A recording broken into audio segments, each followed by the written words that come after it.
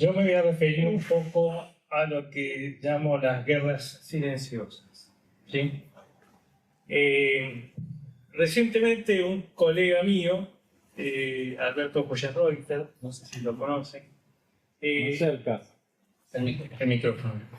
Un colega mío, Alberto Joyenreuter, escribió unas líneas en las que él hablaba que estamos asistiendo a 2 guerras y media. Con esto él se refiere a las 2 guerras a las que, bueno, la de Ucrania, justamente las que he mencionado acá el colega, la de Ucrania con Rusia, mejor dicho, Ucrania, OTAN, Rusia, y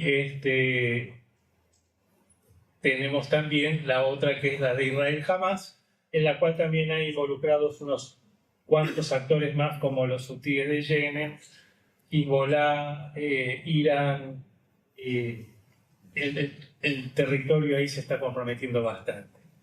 Y después, con la media, lo que dice la otra media guerra, es lo que él llama la situación de no guerra entre Estados Unidos y China.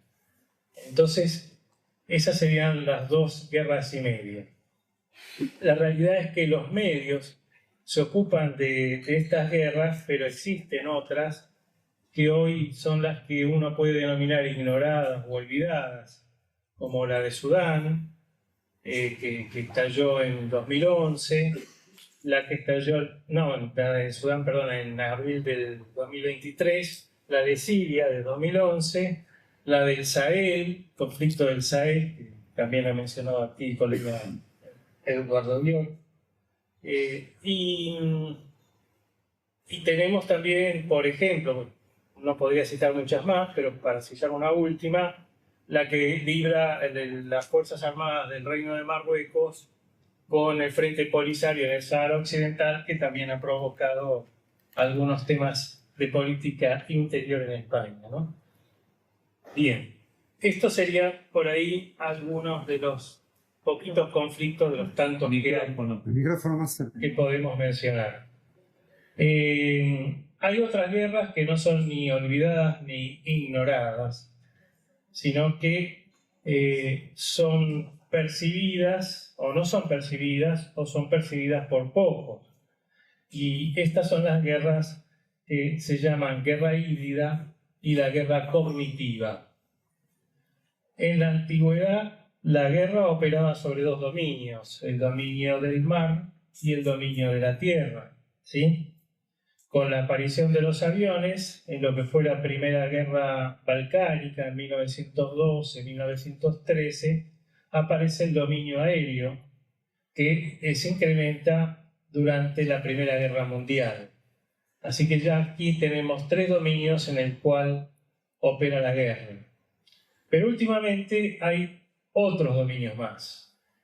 Tenemos 2 dominios más que serían el espacio y el ciberespacio, que es un dominio global dentro del entorno de información. Entonces ya tenemos 5 dominios.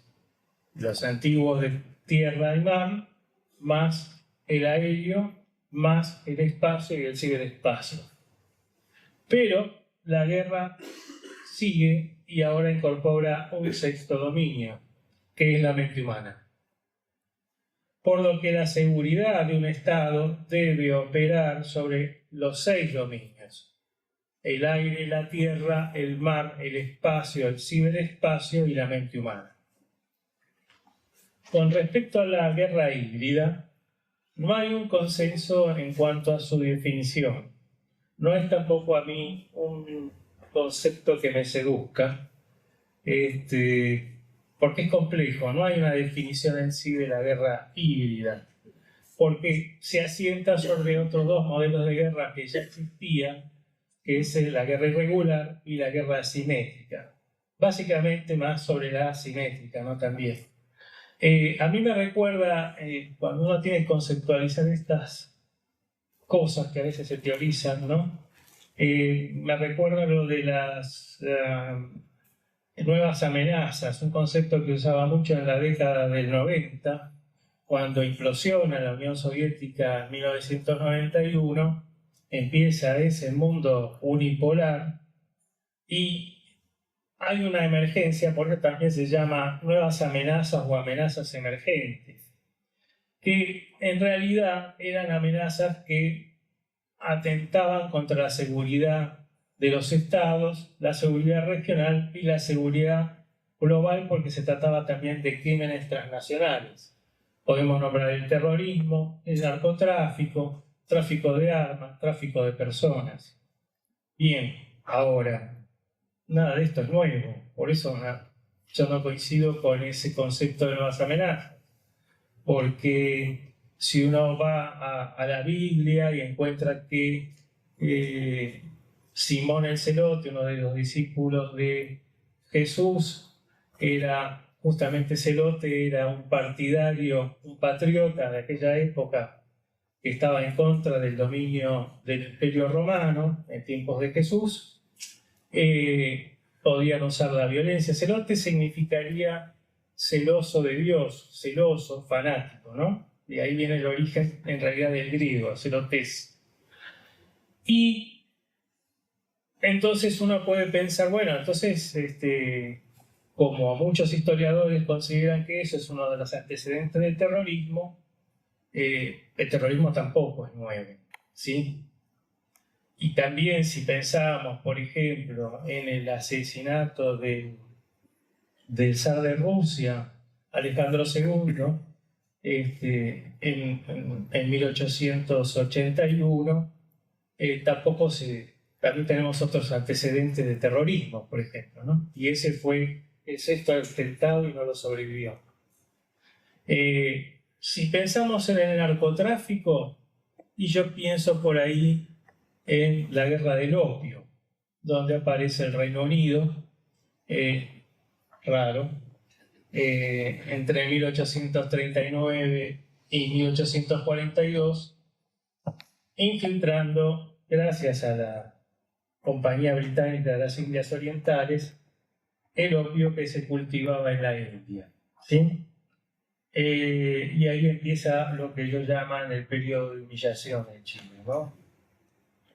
De tal manera, bueno, entonces también pensemos, tráfico de personas, si hablamos de esclavitud, tampoco es malo. Entonces lo que sí hay es a lo mejor por una cuestión también de las tecnologías y de otras cuestiones, una modernización de los delitos. Si uno piensa en el robo, y el robo es más viejo que la historia, pero si uno piensa en el ciberdelito, en el robo que se puede hacer a través de las herramientas cibernéticas, bueno, lo que se está haciendo es un viejo delito adaptado al mundo de hoy gracias a las nuevas tecnologías, pero no es nuevo.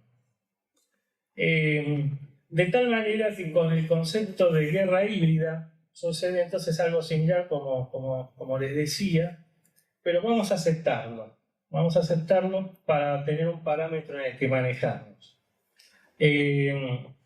Entonces, lo que intenta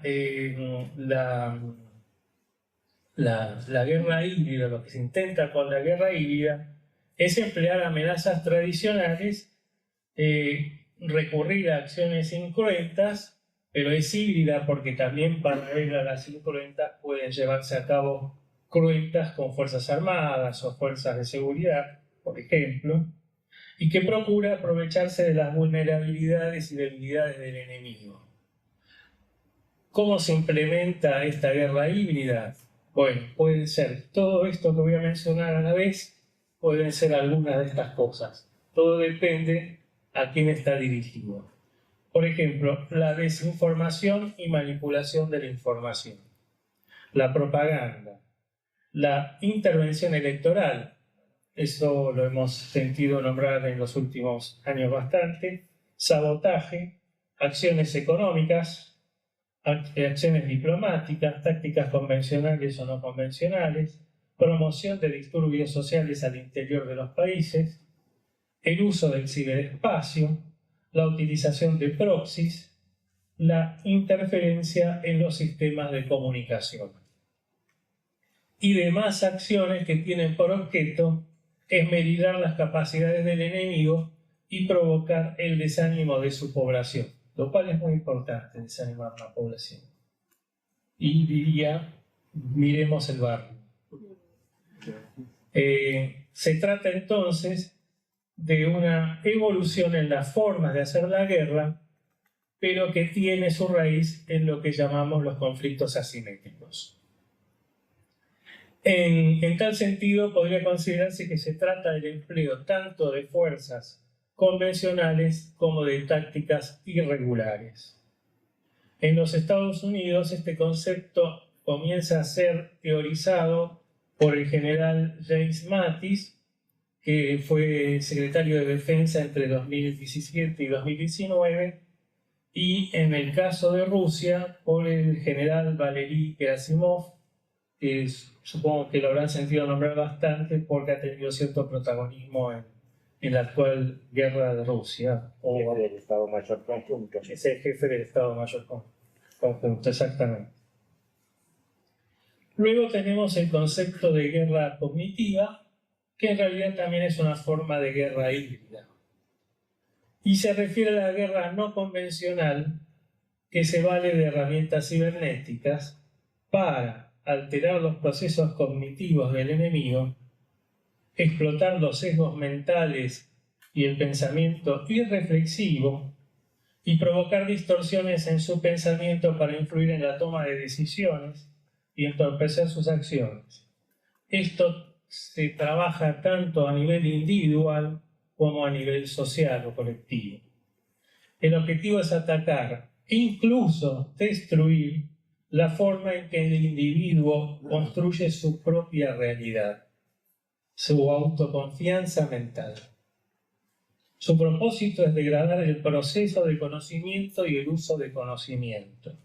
De esta manera se erosiona la confianza, que es la base que tiene toda sociedad. La sociedad se construye sobre la confianza. Si uno erosiona la confianza, va esmerilando, es decir, se va trabajando también en la destrucción de las instituciones, por ejemplo. La guerra cognitiva se vale de la información, pero de aquella que recolecta no uno leyendo un libro, sino la que recolectan las grandes corporaciones tecnológicas, Google, Facebook. Todo esto en lo que todos nosotros participamos y le damos gratuitamente toda nuestra información, seamos conscientes o no seamos conscientes de que se las damos. Y estemos donde estemos, porque hoy, gracias a estos aparatitos, estos teléfonos, nosotros estamos constantemente dándoles información a las grandes corporaciones tecnológicas. Entonces, esto acarrea también una vigilancia masiva y forma lo que se llama el Big Data, ¿sí? Es decir, la información que nosotros le proporcionamos constantemente. A través de estos datos obtienen nuestros perfiles, pero no perfiles colectivos, sino perfiles individuales. Cada uno de nosotros está haciendo como una fichita en este esquema de las grandes corporaciones. Y estos perfiles son trabajados para operar cambios en nuestra forma de pensar.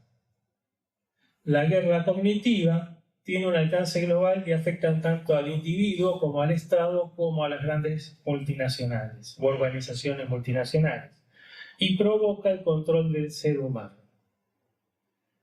En realidad, bueno, de esto habla esto que es la tapa de un libro que se llama Shoshana Zuboff, la autora, es La era del capitalismo de la vigilancia, y habla precisamente de cómo todas estas empresas incorporan esta información que capitalizan y también venden.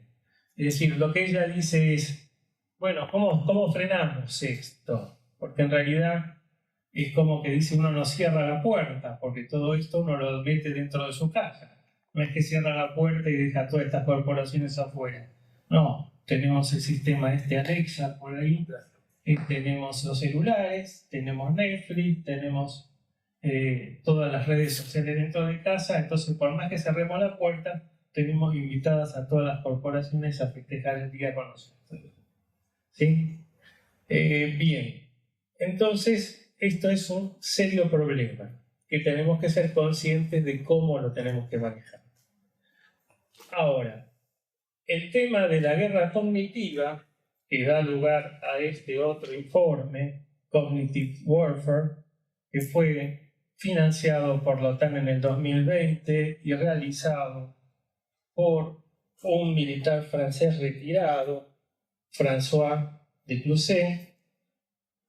Él indaga y hace esto que no es muy largo, se puede bajar de internet, y él expresa directamente, para tener una síntesis, que la naturaleza de la guerra ha cambiado.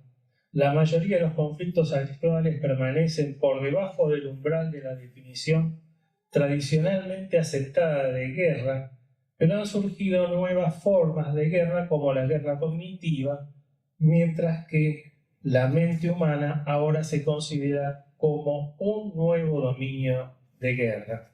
Es decir, no hay una sutileza, se dice abiertamente cuál es el nuevo campo de batalla, que es el dominio de la mente humana. La guerra cognitiva se basa en el papel cada vez mayor de la tecnología y de la sobrecarga de información. La sobrecarga de información que impide que nosotros individualmente podamos discernir, es decir, atrofia nuestras habilidades cognitivas individuales, ya que no son suficientes para procesar toda la información.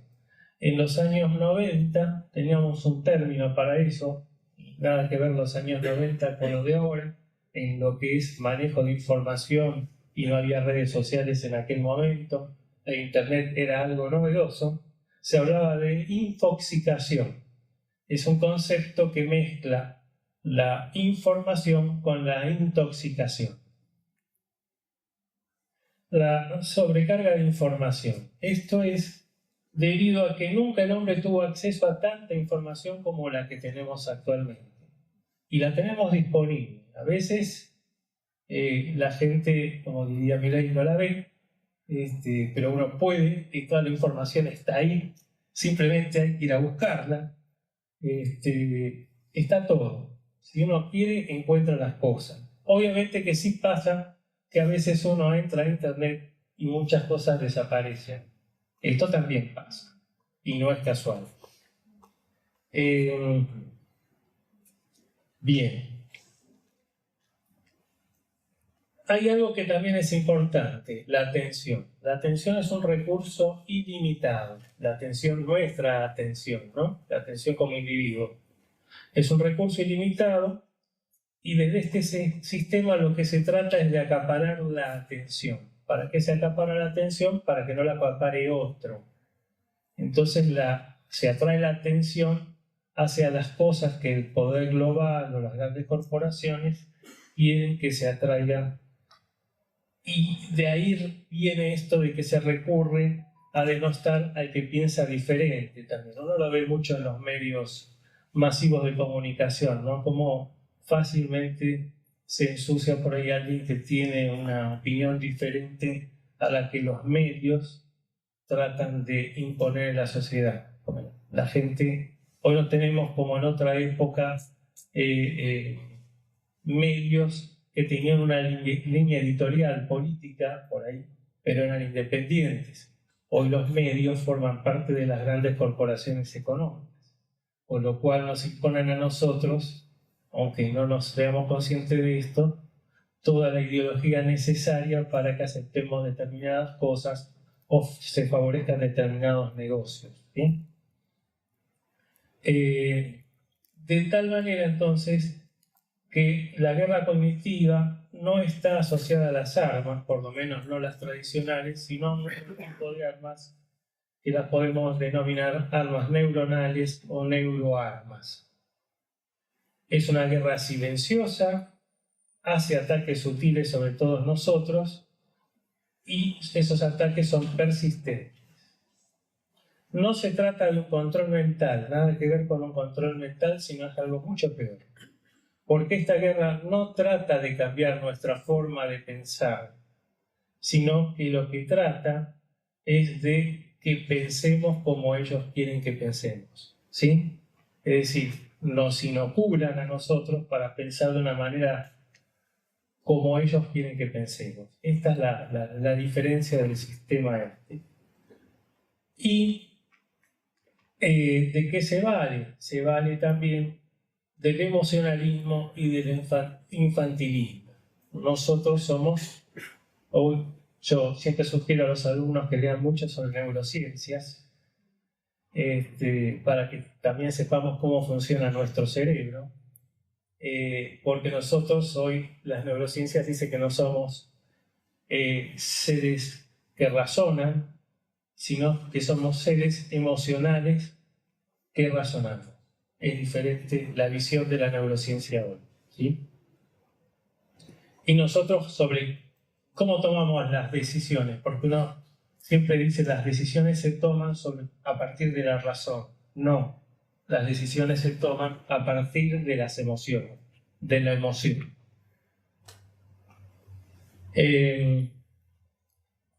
Entonces, cuando nos referimos al infantilismo, podemos irnos también a los años 60, es donde ahí empieza a notarse una infantilización de la sociedad, ¿sí?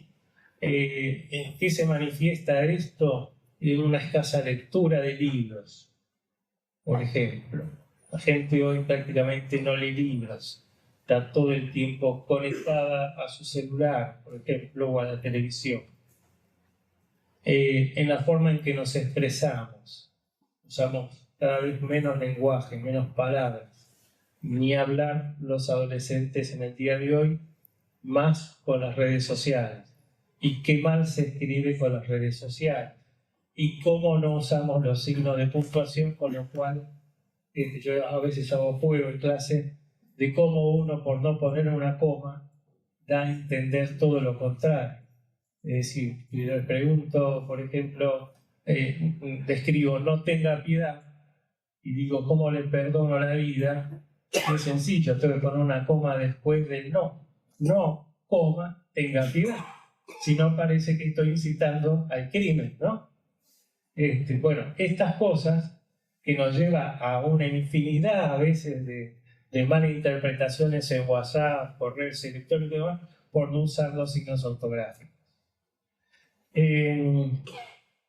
Y si pensamos en este infantilismo, yo me recuerdo a Giovanni Sartori. Giovanni Sartori, que escribió en los 90 y nos alertó de todo esto, su famoso libro El Homo Videns, es decir, que el hombre estaba saliendo de Homo sapiens, como somos, pasando a ser el Homo Videns, el hombre que vive de la imagen, porque lo que se nos impone hoy es la imagen. Entonces, esto anula nuestra capacidad de abstracción, ¿sí? Y él habla del telever y habla del video niño, es decir, somos como niños, a pesar de ser adultos, prendidos a la imagen, a la pantalla.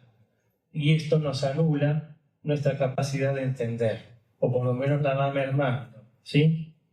Y merma la capacidad de hacer un razonamiento con abstracción.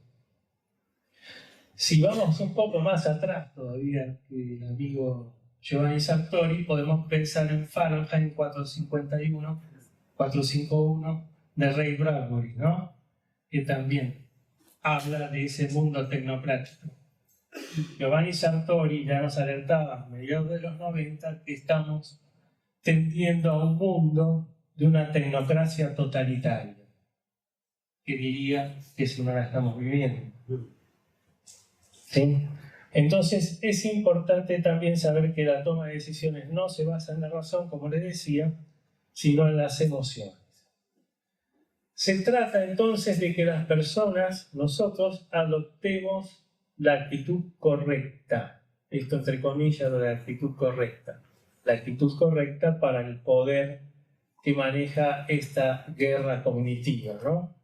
Y para ello utiliza la inteligencia artificial, los algoritmos, y recordemos el caso, no sé si ustedes lo tienen presente, de Cambridge Analytica, que a través de 87 millones de perfiles de Facebook pedidos por la propia Facebook. En 2010 recopiló los datos y empezó a trabajar perfiles para dirigirse en cuestiones electorales sobre determinados ciudadanos, sobre todo con aquellos que no tenían definido su voto, por ejemplo, ¿no? Ya lo tiene definido, pero ¿qué me interesa como empresa de estas consultoras a mí? Modificar el voto o por lo menos convencer al que duda de que vote a tal otro, ¿sí? Bueno, esto es lo que hizo Cambridge Analytica, lo hizo en el 2016 en las elecciones en Estados Unidos, lo hizo en otros países, inclusive en Argentina en 2015, ¿sí? La empresa luego termina en un juicio y quiebra en 2018. Entonces, de lo que se trata acá es de un verdadero hackeo de la mente, ¿sí? De nuestra mente.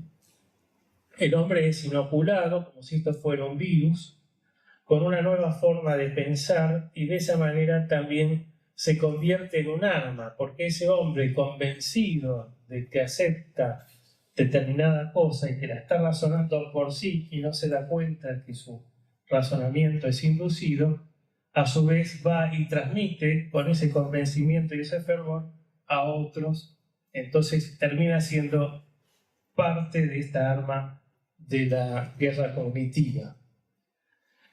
Así como los libros de autoayuda nos hacían a nosotros mejorar nuestra autoestima, ¿cómo? Modificando nuestro pensamiento, y nuestro pensamiento modifica la creencia, y esto es lo importante, la creencia, pero lo hacía de una forma positiva el libro de autoayuda. En cambio, en este caso, lo que se trata es de modificar el pensamiento y la creencia en forma negativa, ¿sí? Y también se trabaja sobre algo que es la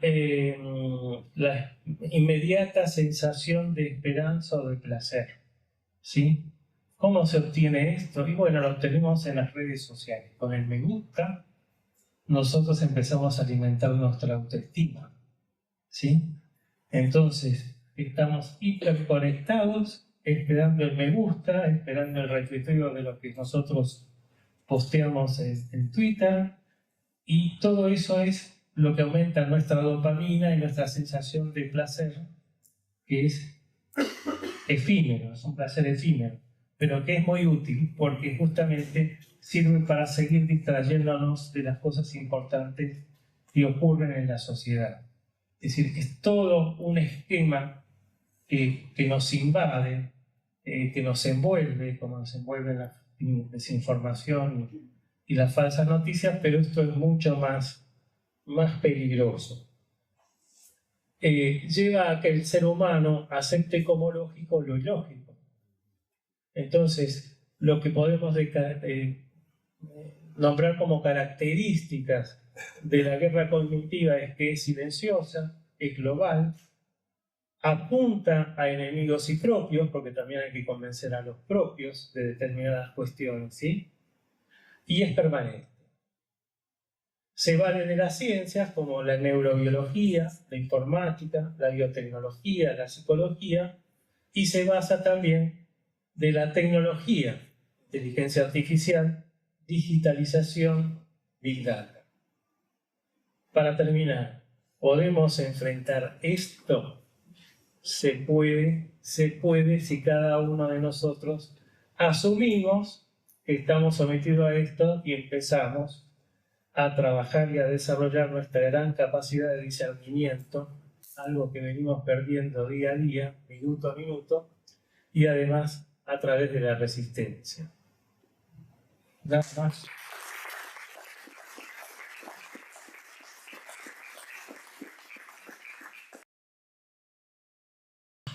Sí, es necesario y urgente hacer esto, porque creo que los tiempos se están acortando terriblemente. Yo a veces digo, un poco escrito por ahí también, que la Argentina está sometida a una guerra híbrida, a esta guerra de la que yo he mencionado antes. La estamos viviendo, tal vez muchos no la vean, pero es así, la estamos padeciendo y estamos yo creo peligrosamente al borde de la disolución nacional. La ven algunos, otros no, y creo que estamos en riesgo de tener una guerra proxy del mismo tipo de la que se generó en Ucrania. Si no estamos atentos a esto y encendemos nuestros radares y nos despertamos, en cualquier momento nos vamos a encontrar en una situación sin retorno. Así que yo creo que hay que empezar a trabajar ya para en generar los anticuerpos de esto. Y respecto de lo que decía acá el compañero del gobierno de la ciudad, le diría, piense con quién se reúne el presidente de la nación, a dónde está haciendo esos viajes y con qué empresarios se reúne, y veremos qué es lo que se trama para la Argentina. ¿Sí?